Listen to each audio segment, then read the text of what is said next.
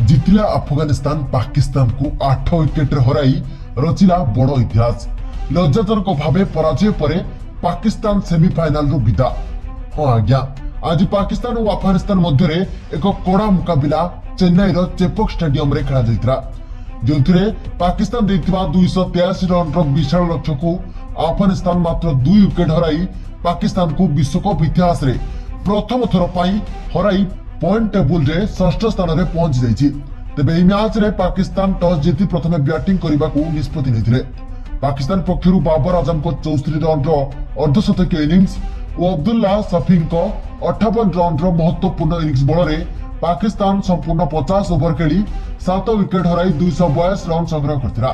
तेबे अफगानिस्तान एई लक्ष्य को पीछा करबा को जाई मोहम्मद गुरबाज को 65 रन इनिंग्स, जादरान को 87 और शेष में अफगानिस्तान कैप्टेन शाहिदी और शाह को अर्धशतकीय इनिंग्स बल मैच को अफगानिस्तान 8 विकेट थाई चेज कर। तेबे एई मैच अफगानिस्तान जीतबा परे पाकिस्तान को कड़ा समालोचना करा जाउछि। तेबे दर्शक बंधु आपण मानकु कोन लागुछि पाकिस्तान कोन सेमीफाइनल को जाई परिबो गोटे कमेंट करी निजर मतामत दियंतु।